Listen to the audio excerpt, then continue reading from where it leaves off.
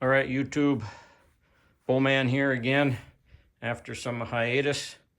Another project saw, bought from the same fella I bought the Jonsered's 910E, and this is a 625-2 Jonsered. So they were part of the same overall company, Electrolux, at this time. This is a Mark II version of the 625, which would actually put it probably a 1990s saw.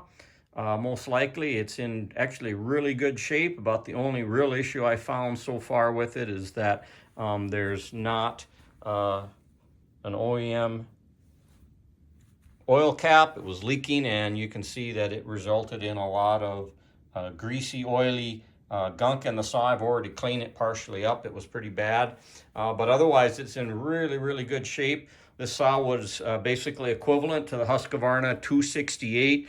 Some people called that the 268 XP. There was also a 268 Special in 1991, but this saw was most likely made somewhere in the between the early to late 1990s. I think 97 was the last year this saw was manufactured. But at any rate, it's got essentially identical parts to the Husqvarna 268. So if I do have to replace parts and I can't find Jonsered parts from some of the online parts retailers, then I should be able to find what I need from Husqvarna. And I've already started cleaning up the saw, but it's in really good shape. So it was running, but given the age of the saw, I'm not going to spend any time using it or firing it up until I dig into it, get things cleaned up, and replace some rubber parts. But otherwise, as you can see here, fairly clean, even around the cylinder. So although it's an old saw, 28 years at least, this saw was not, didn't see much, many hours on it. So I think I scored myself a really good saw. I have peeked at the inside of the cylinder through the plug, and it looks almost immaculate. So I think this will be a really cool saw to work on, and maybe if I get the opportunity, I might upgrade it to the equivalent to the Husqvarna 268 Special, which had a little bit more horsepower. That would probably require I put a different jug on it and piston, but we'll first get this thing back together as is, stock, and just see how she does. Bowman out. All right, let's try and continue with this Jonsered 625 here. This is pretty much equivalent to Husqvarna 268. So if I have problems finding parts, the Jonsered parts, I can get the Husqvarna parts. They were really the same saws. They'd already been taken over by Jonsered, that is, taken over by Husqvarna Group at the time, or Electrolux. Most likely going to have to replace that, but surely need to get a spare. And see how the linkage is situated here. Throttle cable.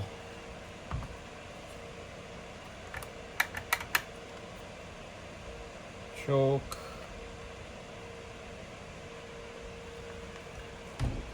It should be pretty straightforward to take apart. These rubber parts don't feel too bad. I'll probably hold on to them until I can for sure find replacement. It's a good idea with a saw this old to replace at least the fuel lines, intake boots, impulse line. So it looks like there's the main fuel line coming from the tank here, and then this would probably be the impulse line. Yep. And then it looks like this has a really weird slanted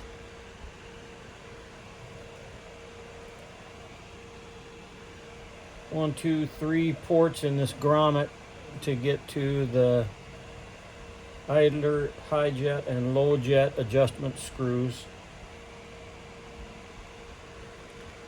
Alright, well, we're going to close the choke for now just to keep any stuff from getting there. This gasket should probably be replaced. Well, it's not in terrible shape. Notorious entry point for, look at all that. Yeah, this saw was rarely maintained. Lightly used, but not maintained well. These fines get in these intakes really easily. This wasn't sealed well. There's a number of ways you can improve upon that, not just trying to crank things down harder. You can use some grease on the sealing surfaces. Could have used another gasket, gain a little extra thickness there, cranking down on it to maybe seal better, but then also putting some grease on things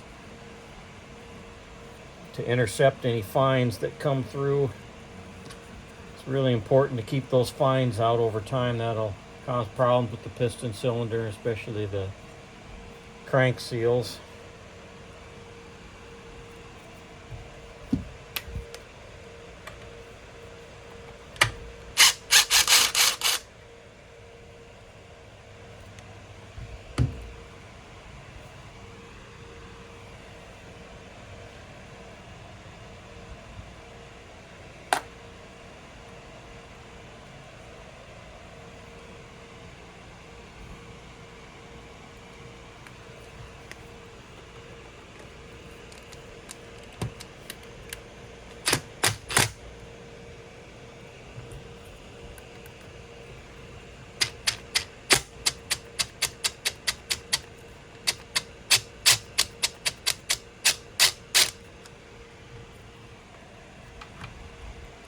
We're going to have to get a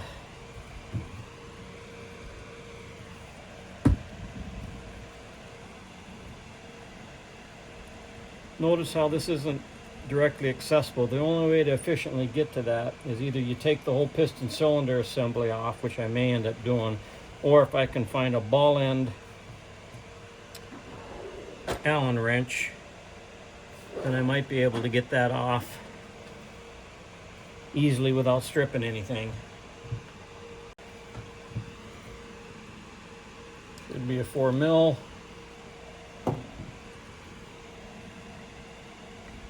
There we go. And those are on pretty good. I need to get a wrench here.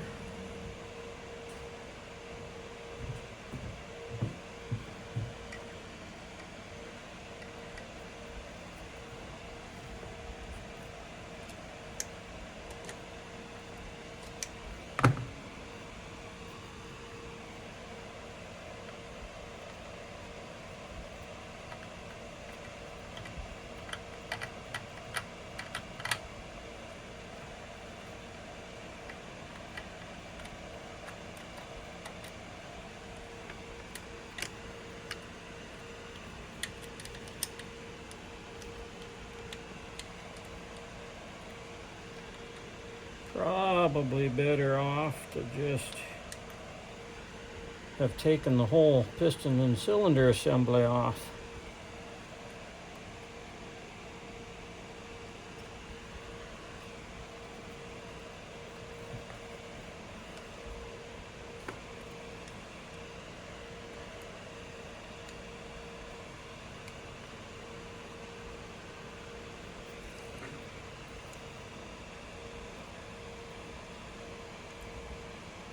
Should be able to pinch the end of this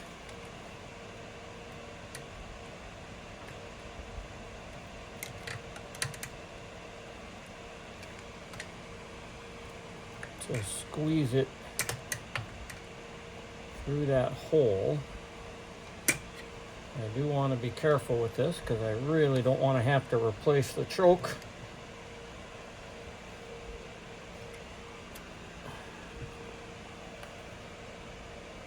Right there. See if we can't coax that out here. Squeeze it and push it.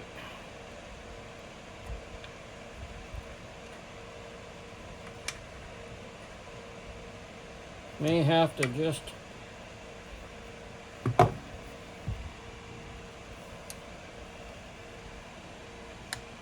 put a little pressure on it to pop it through, or to pry it. Again, these are old plastic parts though, so you got to be careful when you do this kind of thing. And of course you have no choice here but to pop that out, because it's moving through a grommet and a hole in the chassis.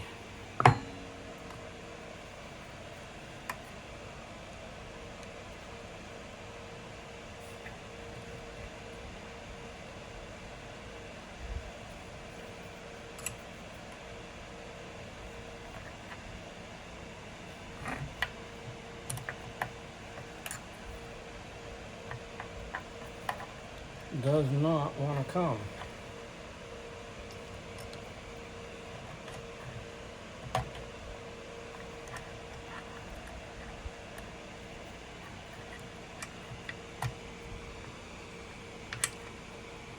A little bit of back pressure with my finger and see if I can pinch that scored end of the plastic piece. This is definitely not the easiest design here.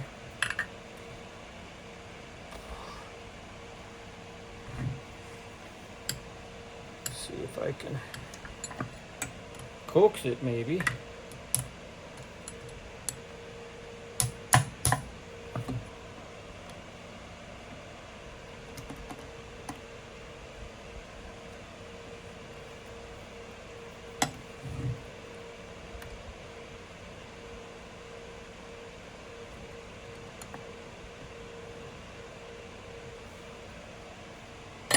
Interesting. Be back at you. All right, so I figured it out. What you got to do is put a straight edge and put pressure on it, so that when you're crimping the end of that plastic piece, you're doing it from the inside of this connection. That'll compress it enough so that the piece can then be pried through and pressed through.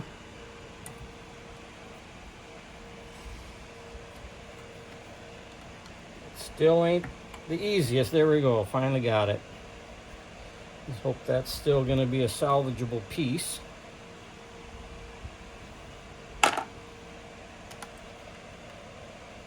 Okay. So the goal here is to get the carburetor off, and like I said, the other way to do this is to just take off everything from the cylinder and pop the cylinder and the carb assembly off at the same time.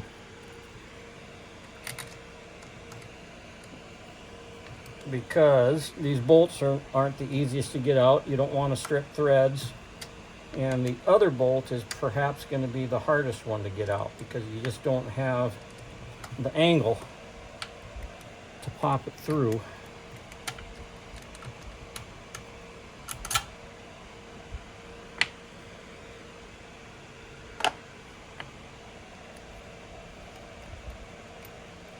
See here, I don't think, well, maybe I can get it lifted high enough since I got it unthreaded.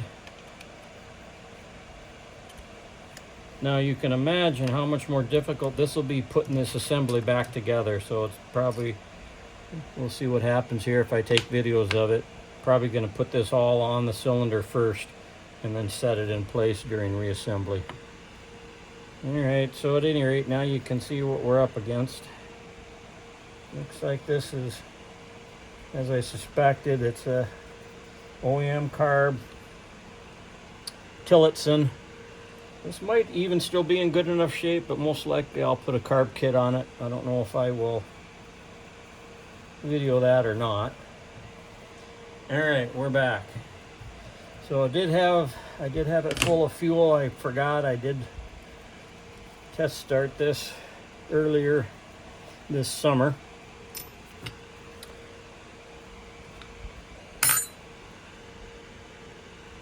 But what I did discover just now is that the fuel vent is definitely leaking like a sieve, so we know that's going to have to be replaced.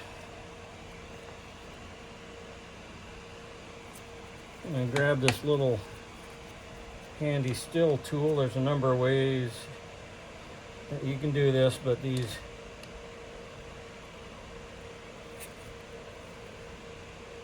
sometimes the service tools are really nice to be able to easily get something like these fuel lines off without wrecking them. Because like I say, I may yet be able to salvage them. So if you want the hopes of doing that, sometimes you're better off using a tool dedicated for the task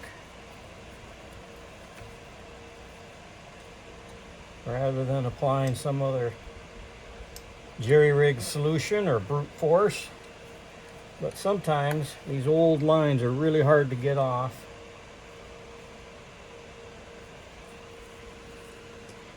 And they can be fairly brittle, so you may just have to bite the bullet and cut them off anyway. I know I'm going to be replacing this, so I don't really have to go to all this effort to try and salvage it at the carburetor. In fact, I probably won't for the sake of time.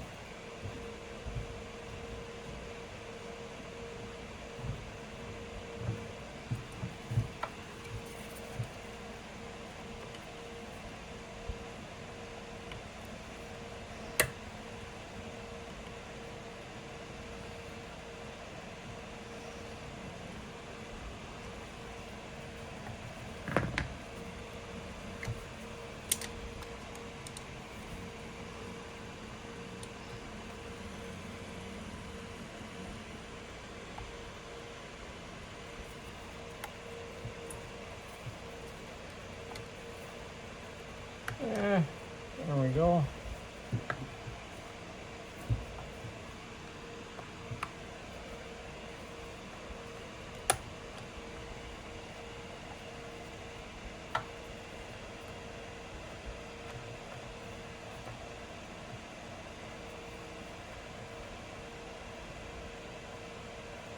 Don't really want to break that either, so I'll be real gentle as I pry that out. There we go. So fortunately we have a video and we have a illustrated parts diagram, but that's how that's going to fit in there with a throttle cable. See what I mean by this really odd shaped rubber or plastic piece getting at your adjustment screws here.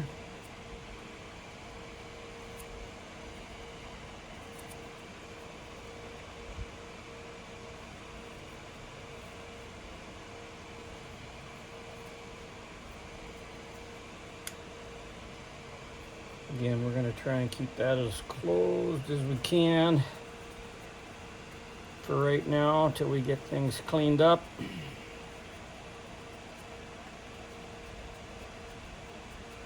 Probably take some compressed air at some point here and get things cleaned up. Let's get some. It's always a good idea to bag up your parts.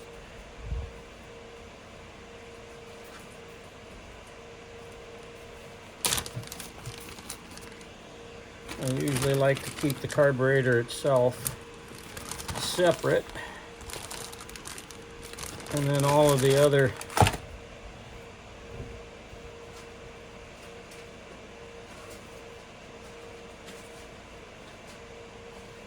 bits and pieces for the airbox and carburetor in there its own bag. It's always good to do that. Better organized you are, the less chance you have of losing and mixing up parts.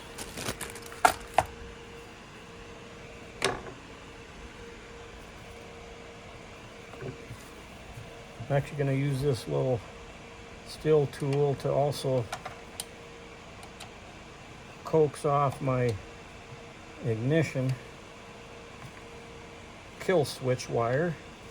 There we go.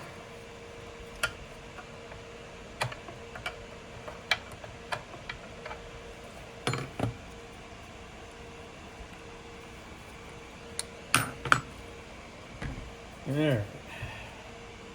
Hopefully you can still see that well enough, and pull that right through the hole here.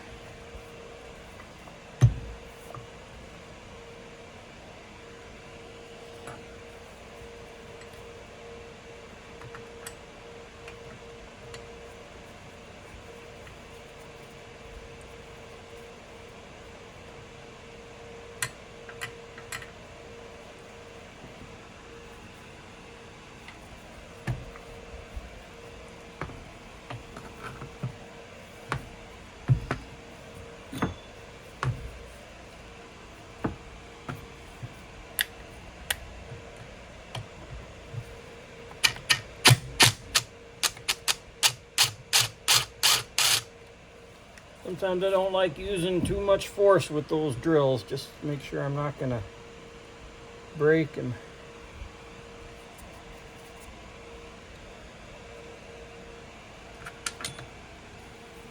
strip anything out.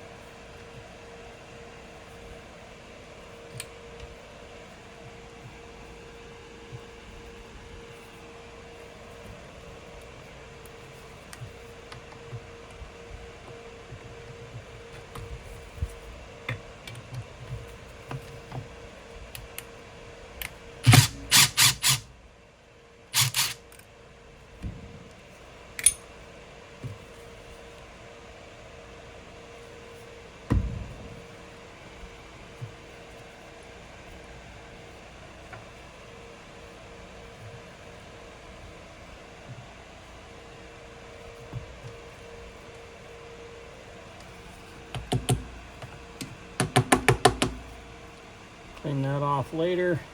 Put that in its own bag with the bolts and the washer.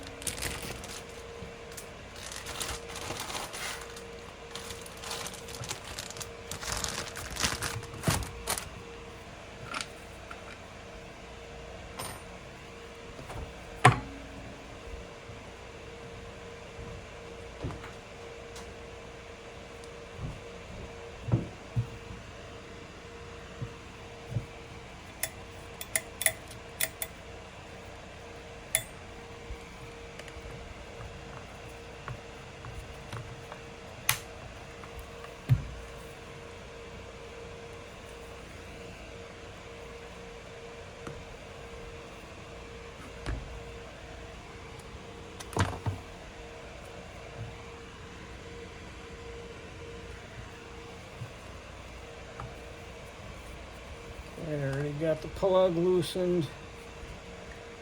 Let's go ahead and, if you are going to use a drill, and especially at a higher speed like I'm using now, make sure that the inside of these hex head bolts, these cap screws, are cleaned out so you're not going to strip the head or your bit.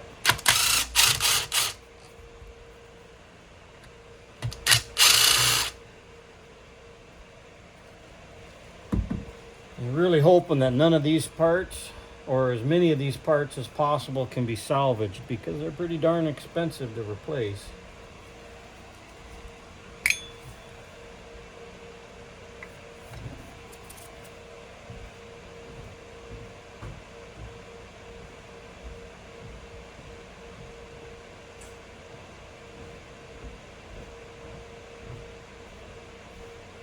One of the nice things I like about this design here, that's a pretty nice band and it's secured.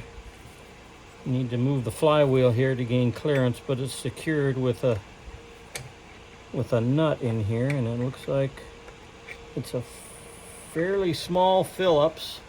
Straight edge could also be used, although I really hate straight edges. See if we can get this one to work.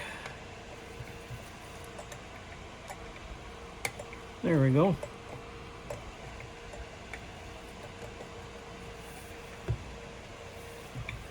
It may have a nut on the other side,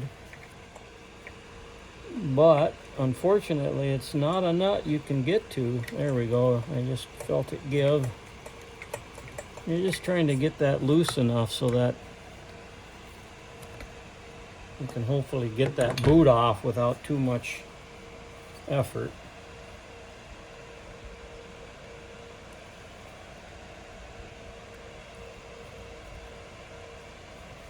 It's actually on there pretty good.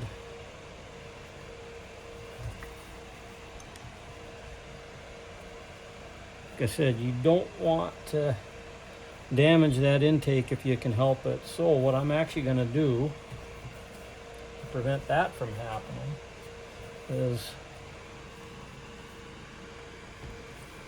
we're going to go ahead and take the whole cylinder off. Might as well get that done now.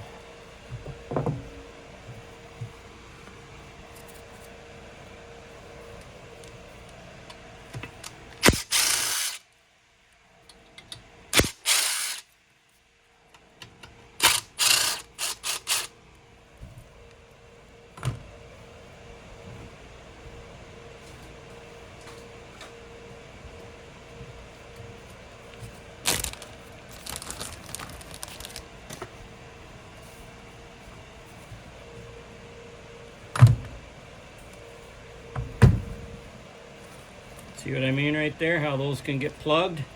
You want to get those cleaned out. So best thing you can do there is use a little dental pick to pick those out before you try and loosen them and get bit in there.